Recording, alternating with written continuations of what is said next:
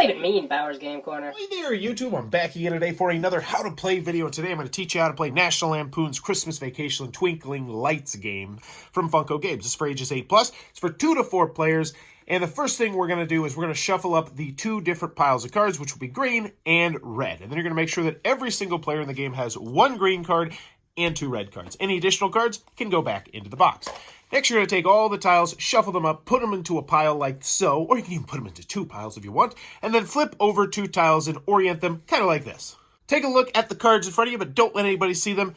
Figure out who the youngest player is, and they will go first. And on your turn, what you're going to do is you are always going to draw 1 tile. Then you are going to place the tile any spot on this string of lights right here, with the rule being that you always have to match things. So you couldn't just go like, hey, look at this. You have to make sure that a chord matches up with a chord. Then you take a look at your hand and you see if you scored any of the patterns in front of you. If you did, then you would put it face up like this to represent that you have 1 of the 3 cards revealed that you need to win the game.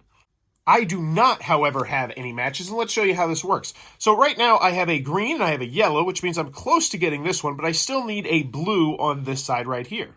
Likewise, over here I have a green and a purple string together, but I still need a yellow. And just to clarify, if this was flipped upside down like this, I could still place a yellow right here, and that would score this card. Also, if you're able to score 2 pattern cards at the end of your turn, then you can do that. But this player has not scored anything, so they put their cards down. It would move to the next player on the left, and you're always going to be going clockwise in this game. And once again, they are going to draw a tile, they are going to play a tile, and they have actually gotten one of the 2 special tiles in the game that we need to talk about. So the first one has a plus symbol on it, and this is a special wild tile because you can put it anywhere around the outside like normal, but you can also just put it down over top of something else. So I could do this right here or this right here. But just like normal, after you've played your tile, you're going to check to see if you've scored any of your cards. If not, then it will move on to the next player.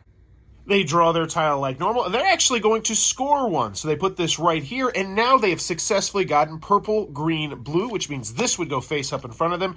And since they don't have any other cards to score, we'll go to the next player. But now let's talk about the last special tile in the game, which is called a broken wire tile. So these tiles may be placed adjacent to any tiles in any orientation like normal. However, when you draw a broken wire tile, you may play it yourself or give it to any other player who isn't already holding a broken tile. That player must play that broken tile on their next turn instead of drawing a new tile, and after giving a broken wire tile to another player, you draw and place a new tile. If you happen to draw another broken wire, then you would do that once again. And if you draw a broken wire tile and all your opponents already have one, you must play it yourself. But other than that, it's a normal tile. And just to clarify, this breaks the connection. So even if you did have blue, yellow, purple, since this connection has been broken, it would not count.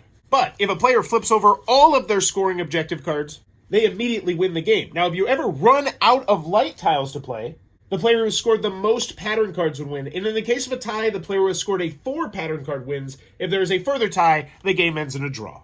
But that's National Lampoon's Christmas Vacation Twinkling Lights Game. If this video helped you out, please consider giving it a like. That helps me out a lot. And also consider subscribing if you enjoy learning new games, as I post these videos all the time. But as always, thanks for your time, YouTube. Go have some fun.